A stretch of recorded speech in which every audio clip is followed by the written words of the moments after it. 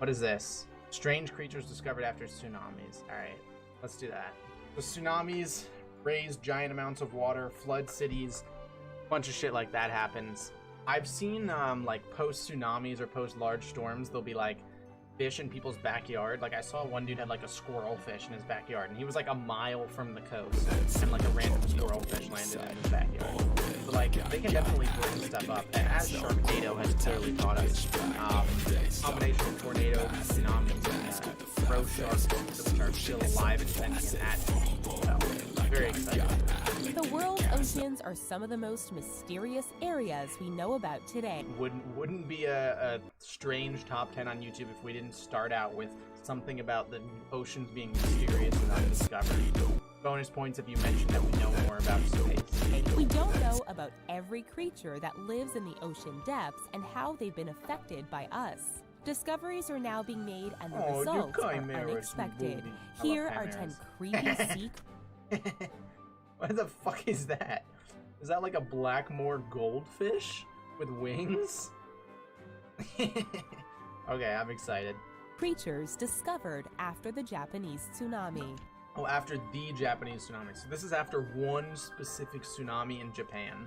We're gonna see all of these creatures. 10 creatures. I'm excited. We got a quiz for you, so stay sharp and pay special attention. Yes, ma'am. Remember to answer in the comments, and the winning comment with the most upvotes, plus being the most clever, will get pinned to the top and receive a shout out in a future video. Is that really how you engage comments?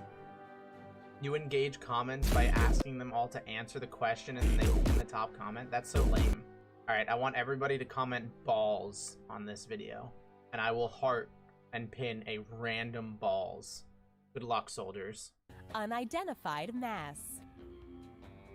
After the tsunami in 2011, a survivor managed to get this shot of this unidentified mass that turned up on the... So, probably just a decaying whale or something? I don't know. I mean, can you really call this a sea monster? You just have like a blob on the beach that just looks like decaying flesh. I mean, you've got cartilaginous fish, you've got bony fish, there's plenty of different things. You got muscle fibers, things decay weird, I don't know. This literally just looks like I left a loaf of bread in the ocean, and this is how it decayed. The mass looked like a whale-type creature, but locals were afraid to get close to it. No, they weren't. From some angles, the creature... It looks like a fucking rock. You're telling me locals who live on the ocean are scared to get near this? It looks like moldy bread or a literal rock. Ghost fish? Ghost fish? In this disturbing video... Locals who live on the ocean are scared to get near this? It looks like moldy bread or a literal rock. Ghost fish? Ghost fish? In this disturbing video shot during the tsunami, a white creature can be seen jumping into a tree as the flood waters rise. Then it seems to get back into the water, then jumps out into the air and turns into a mist, all as if it was trying to get to a safe place. Because the video quality isn't the greatest... Oh, it isn't the greatest. Is that so? This is maximum 50 pixels. My sub badges are higher quality than this thing. Saber-tooth... She's just moving on? Okay, so a plastic bag or like a towel got carried by the wind upwards during the tsunami. And it's somehow a ghost fish, and it's like 50 pixels. Cool. Got it. Sardine. Saber-tooth sardine. Just days after the tsunami in March 2011, images of a bizarre-looking creature... So much is... Okay. Okay. First things first, obviously fake. Second thing, why would this be called a sardine? It has no resemblance of a sardine whatsoever. This is the dumbest looking thing I've ever seen. They just don't have those kind of canines. But also, like, come on. ...emerged in a video posted online. Yeah, calling this a sardine. You know, sardine are like tiny silver fish that are like normal fish shaped, not the head is 2/3 of the body. You know, when we classify fish, we talk about the head, the trunk, the tail. Well, this thing is all head. There's zero trunk, and the tail is just there. Line. A According to the description, Where this do the creature teeth go when it closes the mouth? That's a fire question. Does it have the holes the teeth go into or something? It doesn't look like it. Looking at it, it looks looks like like a a Pokemon combination of a fossil. dog and a fish with sharp teeth and brown scales. It's not as big as some of the photographed angles imply, but it is still a fascinating find despite accusations of forgery. Accusations of forgery. Mutant. Mutant. One of the most affected areas of Japan during the tsunami was the Fukushima nuclear power plant. Okay. Between the earthquake and the subsequent tsunami, the plant had a nuclear disaster and people had to be evacuated from the region. I didn't However, know that. the sea life couldn't evacuate, and it seems that it has resulted in mutated fish. I don't think In that this happened photo, to a the man fish. caught a disturbing-looking fish that seems to have no teeth, a large head, and a snout. Just a wolffish. This isn't a radiation. This is just a wolffish. It's not created by fucking radiation.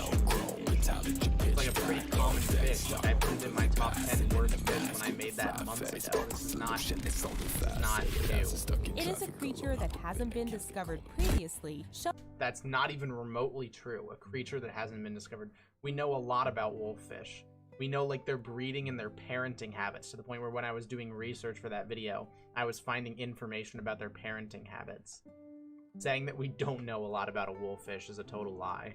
Living in a skiff. What? In 2013, live fish were found in a skiff that turned up on the west coast of the United States. That's actually kind of cool. Of the 5 fish inside, only 1 survived and is being studied by the local marine biologists. That's actually pretty sick. I don't know how that's a strange sea creature discovered after tsunami. Actually, you know what? I'll take it. That's pretty cool. To have like a fish survive in like some kind of debris that's like floating on the ocean and doesn't know it can get out because it's floating. It's kind of sick. All right, it's quiz time. How much Okay. radiation and toxic waste from Fukushima do you think affects the sea life that live there? Almost none. And receive a shout out in a future Riches video. You think if I put almost none that they would pin my comment? I don't think they would. Beluga hybrid. Beluga whale or beluga sturgeon? This photo started Oh, floating around okay. after the tsunami. So a basking shark? It's just a basking shark with its top jaw lowered, but cool. And it looks like a combination of a Oh, beluga it's a megamouth. whale I'm and dumb. a shark. I'm The dumb. cre- It's just a megamouth, not a basking shark. I meant megamouth. My bad. I meant megamouth and I said basking shark. and it looks like a combination of a beluga whale and a shark. The creepiness of the creature is enough to send shivers down Everyone anyone's finds megamouths so creepy. I don't get it. I think I've made this exact point before, but like, they don't, I mean, they're a little weird, but they're kind of cute. They're kind of personable. I can't see really hating these guys. We also don't know a ton about them. Yeah, they just look goofy. I wouldn't exactly call them like scary or mysterious. They're just kind of goofy, you know? I don't mind megamouths. Yeah, just one eye. just one. Oh, is this the Cyclops After shark? the tsunami, it wasn't uncommon to find creepy sea creatures on the west coast of the United States. Nor The fish. gentleman holding this creepy Okay. one-eyed eel-like creature seems to think he found the jackpot when it comes to weird creatures. He seems to think he found the jackpot. Does it? Zoom in on his face. He looks pretty upset or not happy to be there to me. He doesn't look like someone who just thinks he found an amazing find. The one-eyed dead look on the creature's face indicates that it probably experienced some crazy things. If you've ever been What? It doesn't even have one eye. That's one eye on one side. What does this have to do with experiencing? Do you think fish show what they've experienced in their eyes? What? creature in town. Okay. In this video, we see the ruins of a Japanese town after the tsunami. Sure. Buildings are destroyed, vehicles are overturned, and the local sea life get washed up into the streets. Right. This creepy-looking creature was clearly Sturgeon? not expecting to run an errand in Aw, town. poor boy. Poor sturgeon washed up. Well, not really a strange sea creature, just a sturgeon, but poor guy. Regardless of the creature's identity, it definitely looks creepy and probably wasn't fun to read. How does it look creepy? It's just a fucking sturgeon. These people are drama queens. I think the majority of the issue comes from the fact that these people are actual fucking drama queens. Like, removing a sturgeon is so scary, creepy, and horrible to deal with. Evacuate? While Where? it's difficult to identify the creature in this video, thinking about the circumstances are certainly creepy. In the video, you hear a man talking about the earthquake and tsunami with the moving waves of the ocean. Then you see a black streak go across the beach and then into the water. Considering how fast it moved, This is even less pixels than the last one. it definitely wasn't a land-based creature, but yet it also moved too fast for a large sea creature. Other theories include seals or even an Was that the whole octopus, video? but She's not gonna considering show how it again? Black streak go across the beach and then into the water.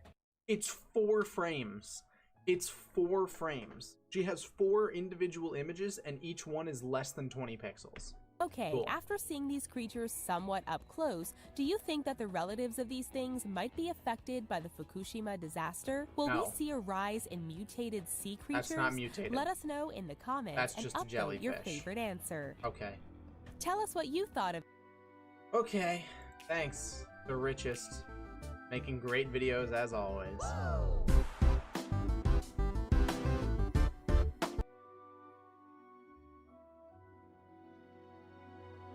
One biggest thing, going back to the house, one biggest thing that I've had to get used to living in the house is living on the ground floor now, right? Oh, Because yeah. I've Peasant only lifestyle. lived in Japan. I've only lived in apartments in Japan before, and I was like quite high up in my old apartment. So you know what?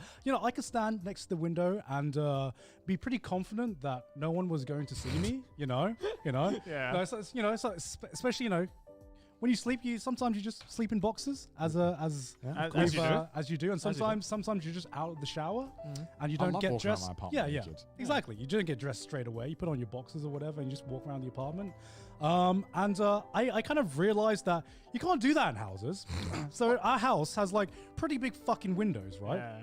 And so I have a shower, put on my boxers, and so the bathroom or my shower room and my wardrobe is on different floors, right? So finishing shower, go up to my living room and just chilling, before I put on some clothes.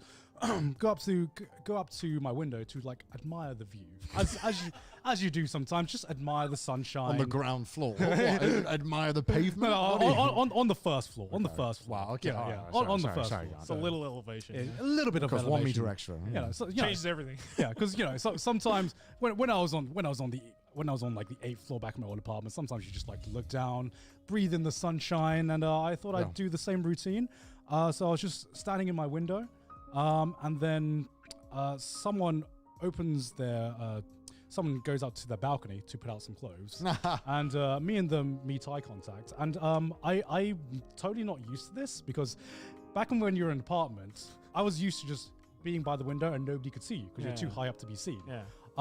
And then so we make eye contact, and then they immediately just close the sliding door again, and then I realize I'm just standing next to my window with my boxers out, and people can very visibly see me, and I'm like, How many meters away was this person? they were like across the road, What, so like 10 meters away? yeah, so like 10 Oh my meters God. away. So they had 4K definition. Yeah. There you No, can see li- all the literally- balls. nips. Literally caught in 4K. My God, if it was Maylin, she would like be, she would have seen my nipples and everything, fucking scarred for life there.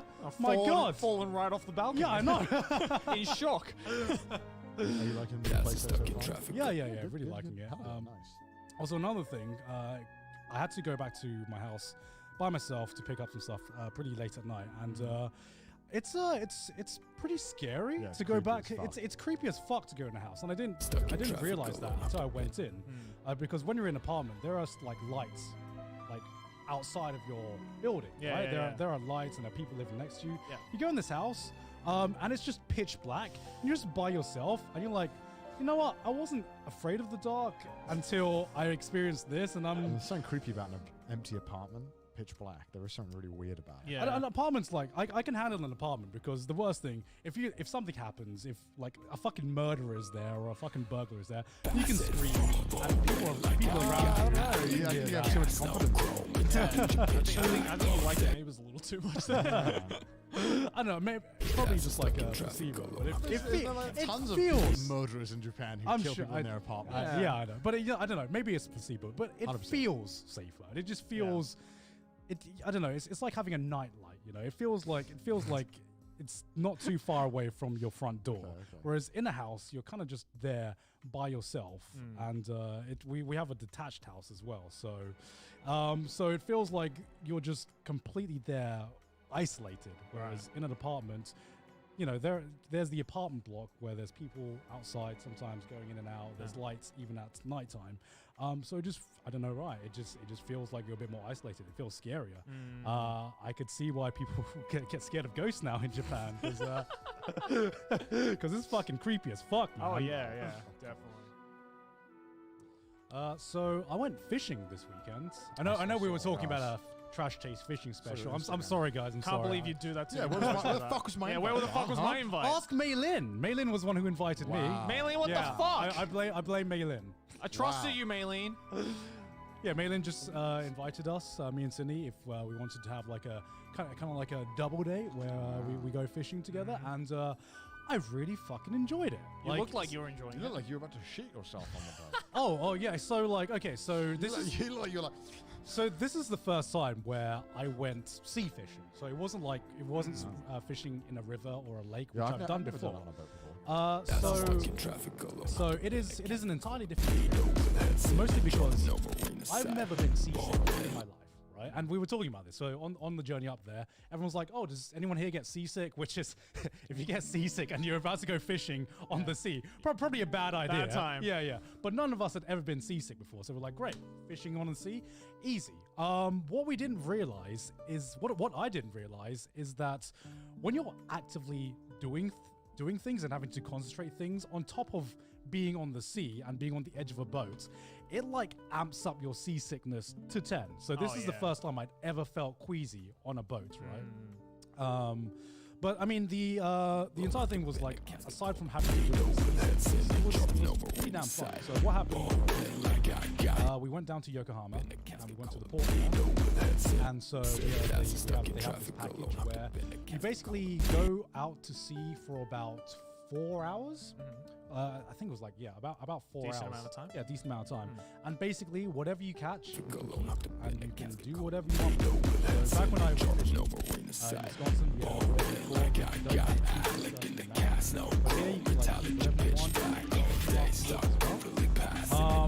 and so we went out. So it was me, Sydney, Maylin, and Maki, right? And so obviously it was our first time. So the fisherman was trying to teach us how it was done, right? And within the first hour, Maylin catches 2 immediately, right? And she's just on fire right now. She's like, I'm a fucking natural. I'm a fucking natural. I can imagine how smart. Yeah, she was so fucking smug. Didn't catch anything for the rest of the trip. Instant karma compilation. You'd love to see it. You'd love to see it. And like on the opposite side of things, which was Sydney, and while Maylin was like catching her first 2 within an hour, Sydney was like struggling to get like the reel down, right? The fisherman was like next to her for like a full-on hour, like explaining to her, then explaining to her again, and like he was like eagle-eyed on her, just trying to make sure that she was doing everything correctly, because she was not getting any catches. And then somehow, like after an hour in, she just starts fucking reeling in fish like it's no business. She starts catching like 4 or 5 fish at the end of it. Learns the control. Yeah. Can finally play the game. and then there's Maki, which poor guy who's Maylin's husband. Maki, poor guy caught. I think he caught like 1 fish at the end, and so did I. Actually, I caught like 3 or 4, but most of them were 2. Well, that's very different to 1. I caught 1 fish that I could eat, and the rest was just like too small to even eat well. Right? Because Stabs him, throws back because Maki unfortunately was like way too seasick to be able to function for most of the trip. Yeah, which is the thing where Maylin also was seasick, and so was I, to be fair. But Maylin, being Maylin, didn't want to admit it, because she was like really silent after about an hour, and she was just sitting down. And I was like, Maylin, you alright? And she was like, yep, I'm cool. I'm just a little bit tired. She told me afterwards that she just didn't want to admit she was seasick in case like me or Sydney would be like, oh little baby, oh little You can get medicine for seasickness. Yeah, you right? can. Which we totally totally It's would the have done pride, anyway. man. But It's the pride. But as soon as Maki mentioned that he was feeling seasick, she turns to me and Sydney was like, "Maki's seasick. She's seasick. I'm taking care of Maki. He's seasick." Wow. I'm like, "Wow, Malin." What an asshole. Bro. That's a bro. And I was just like, "I'm seasick as well. You know, obviously, I'm not. Like, it's not." Marcus is my Yo, what? Hey, yo, what? But it was so funny because Maki did Maki's first catch, right? He reeled in two little like super small fish. So they were like baby fish, right? They were like this big. You know, you can't really do anything with them. So it's like at this point you just catch and release it, right? Yeah. And it was the first like baby fish we caught on the day, and this was about 2 hours in, and so he caught them, and I was like, "Oh, look at the little baby fish!" So, you know, we should probably release them. So he takes the hook out, and he starts like he puts it back in the ocean. He starts swimming. I swear to God, this thing is like it's like a scene from Sydney, right? And you can see them swimming off, and Sydney in her little, you know what Sydney is? She's like talks about a dog or talks about any animal. She's like, "Oh, swim, little baby, swim." And then as soon as she finishes saying that, out of nowhere, a seagull appears and just dive bombs the fish out of the water and eats it. And the four of us are we're just standing there looking at this fucking atrocity in silence. And we were just like, well, fuck. Oh, help the circle of life. Yeah, it's the circle of Nature- life. nature- Seagull annihilates tiny fish. Nature has been restored here today. Oh my god. No, but it was actually like a really fun experience. How much was it to go out on the boat? It was like about $100. So Per person? Per Or- person. oh, Per person. wow. And you can catch as much fish as you want. And afterwards, so you go catch the fish, and afterwards they have different services. So you can go to an izakaya where they can cook the fish, or you can go to an onsen. And so there was this onsen that we went to, which is perfect. Like if you're fishing for 4 hours, it's surprisingly tired. Oh, like, yeah, it's yeah. like way more. Fishing on the sea is way more active than doing lake fishing or river fishing, right? Because you're batting against the current and you're constantly like it's way more active because I don't know what they call it, but they give you this little cage, right? So you got the bait, which is on the hook, and then next to the bait is this little cage where you basically stuff in like fish, like dead fishes or chum. Oh, is that what it's called? Yeah. Okay. That's why it's called a chum bucket. Oh my god, it makes so much sense now. Chum is like just mashed up fish. Yeah, so they gave us a chum bucket, I guess. I was struggling to find the words to describe this fucking thing. It's a chum bucket. Can't discover SpongeBob for the first time. So we had a chum bucket, and so we had to fill up this cage full of chum, and the cage itself would attract the fish school with the smell, and the bait itself would the fish. Unfortunately, like the chum, like synthesis, within like a good 5 minutes. So like every 5 minutes you have to like, put it down, see if there's pick it back up, put it down, pick it back up. Fill it up. Fill it up again, fill up the chum bucket, fill up the chum plate with more chum buckets. And so it was actually like way more of an activity. You guess what Gaunt's favorite word is now? Chum. And so it was a way more active, it was way more active than the other kind of fishing experience. So I was actually pretty tired. I got a good sweat, and my god, the onsen afterwards. You know how after a hard day's work, or how you've done after a hard day's work. Can't catch this one baby fish.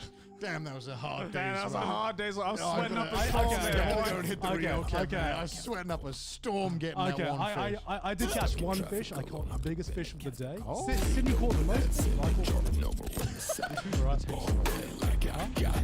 mine was, of course, it was mine. Of Oh, course. wait, what fish did you catch? The tasty one. What type of fish do you have? I can't remember the type of fish I had. I believe it was a sea fish. Like a, Malin, do you remember the type of fish that we were like a catching? boot? A tire. Sorry? Horse mackerel. Horse mackerel. Horse mackerel. Okay, That's okay. like the that's like the shitty cheap fish, right? That's like the That is though, right? Yeah, that's the shit you put in a can. That's like the cheap. Like when you go to sushi places, that's like the cheapest one. Yeah. No. Yeah, it is. No. Yeah, it is. It is. Yeah, it literally is. It's the white one, right? Yeah. It's the When cheapest one. when you cut it open, it's like really, really white with the silver outline, right? It's like the blue with like a little bit of yellow in the fish.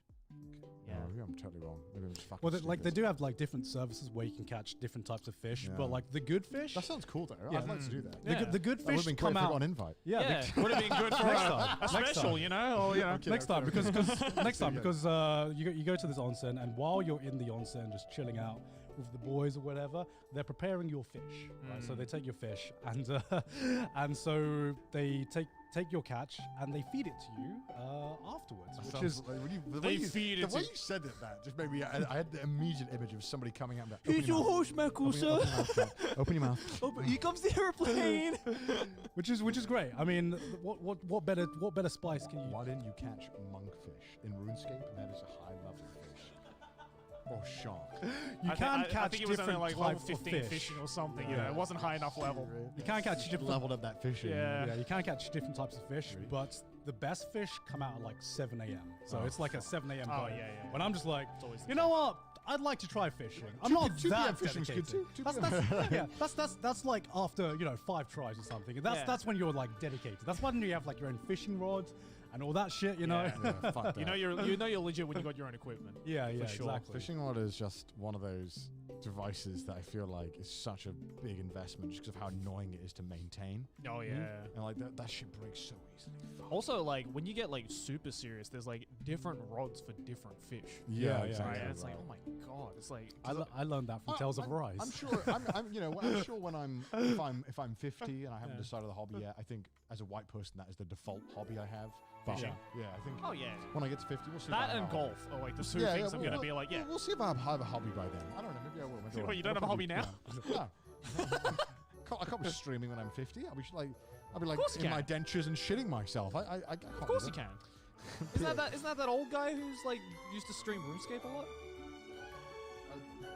The guy- The one that Keemstar. Yeah, the one that Oh, Keemstar God. tried to fucking cancel. He still streams, right? I'm pretty sure. I think so. Oh shit, good for him. Yeah. So there's a future, man. I mean, maybe. I'm already like low on energy now. There's lots of I don't know people- what I'm going to be I'm like. sure, man. You say that, but you stream more than me and Joey Yeah. combined. Yeah, I feel like I'm really low on energy, but then you guys always don't stream much, so I don't know. Maybe. I think there's a I- difference I'm- though between low on energy and not being fucked. yeah, right. It's like I'm not low on energy. I just can't be fucked. yeah, maybe. Yeah. Yeah, I mean, I can't tell if I'm low. No, I am low in energy a lot of the times because I have to like. Who am I kidding? Who am I kidding? I have to conserve my energy for trash taste. People think I talk a lot, and then no, it's just like I conserve all my like social energy for fucking trash taste every week, and then I reset every week. Can't be Trash fucking taste takes a streaming lot of half energy, that. guys. It's hard work in this show business. No, honestly though, if I stream, then that's my work done for the day because Just I. don't do it in the night. How do I have energy after I've been working all day to also stream, which is.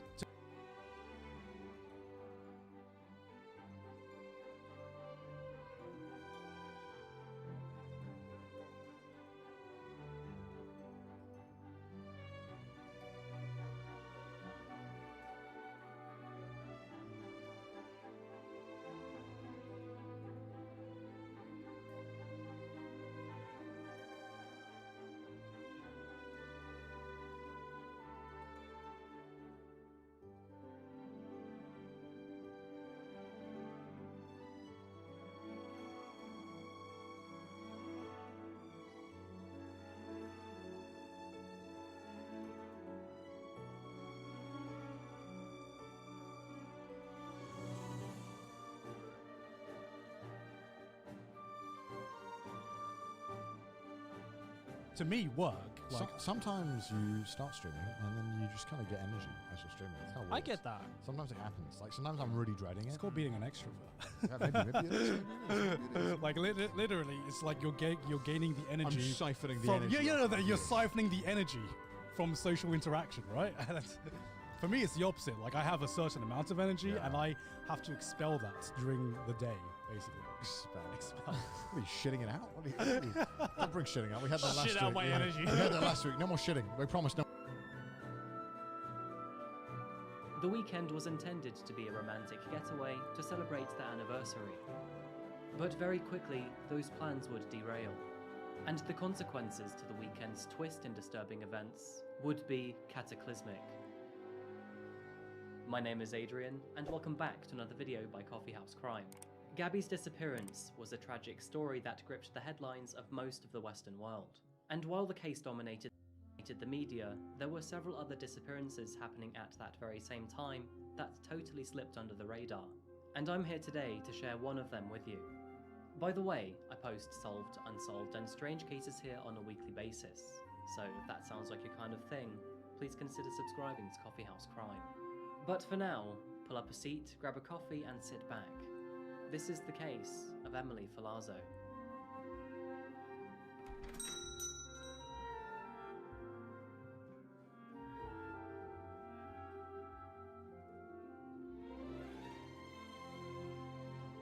Today's video begins in the state of New Hampshire. With a little over 1.3 million residents calling this place home, New Hampshire is one of the least populous states in America. And by size, it's one of the smallest too.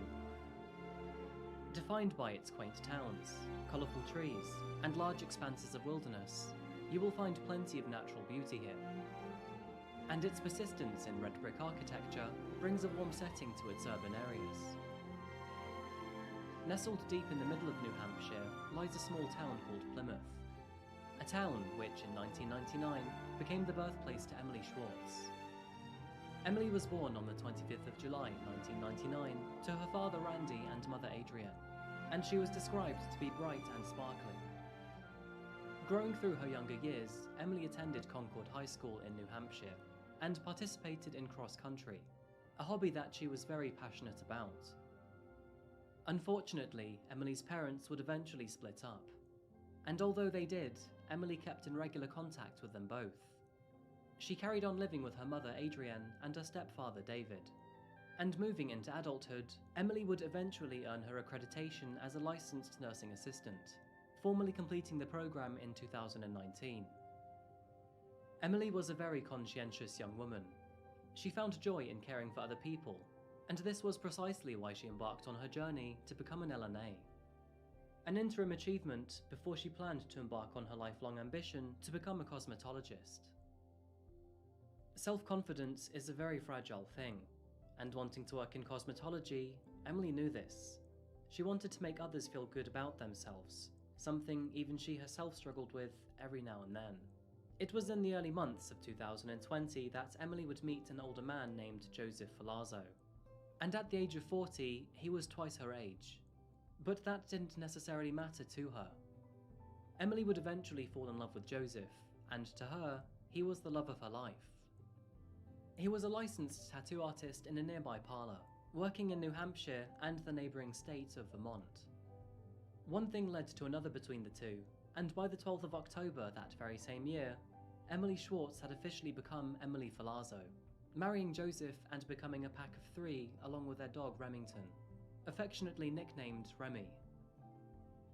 With a license in nursing in the bag and a boyfriend who was now a husband, life for Emily Filazzo was pretty good. And for the first several months of their marriage, things appeared to be going moderately well too. I mean, granted, Emily's father's side of the family did not get much of an opportunity to meet Joseph. Plans either seemed to stall or be cancelled. Nevertheless, they only met Joseph once in their first year, and their encounter seemed to be a little strange. The family claimed that something didn't quite click with him in the first instance that they met. And while the Schwartz family may have been hands-off, it seemed that perhaps Joseph was hands-on. Both scratches and bruises were noticed on Emily by her mother and her friends, but she would always shrug those comments to the side. By autumn of the next year, in October 2021, the couple were fast approaching their 1-year anniversary. They had also converted a Chevrolet Express bus into a fully mobile camper van. And with their very own home now on wheels, and a special anniversary coming up, they decided to celebrate by taking to the hills of Vermont for some peace and tranquility. The pair left New Hampshire on the 15th of October 2021, heading west into Vermont until they eventually found themselves at an Airbnb in Bolton. a small town in the western foothills of the Green Mountains. The Airbnb just a stone's throw away from Bolton Valley Resort. But just the very next morning, their plans would take a turn for the worse. In what would be Joseph's own words, the two fell into an argument. An argument that became so heated that Emily demanded Joseph to stop the camper van. And after doing so, she embarked out of the vehicle before walking alone down Route 2. Allegedly, Joseph then headed over to a nearby convenience store in Bolton for snacks, but by the time he returned to the site where he let Emily go, she was nowhere to be found. Her social media remained silent and inactive too. Despite family and friends messaging her back at home, she never responded to any of them. Joseph scanned the immediate area, but nothing was found. And Emily never responded to any of her messages either. It seemed that Emily had well and truly vanished. No marina side. Ballin' like I got Alec in the cast. No chrome, metallic, pitch black. All day, start completely passing in the mask with a flat face. Got the solution, it's only facet. Ballin' like I got Alec in the cast. No chrome, metallic, pitch black. All day, start completely passing in the mask with a flat face. Got the solution, it's only faceted. Ass is stuck in traffic alone, hopped up in a casket, called him alone. Ass is faceted, ass is stuck in traffic alone, hopped up in a casket, called him.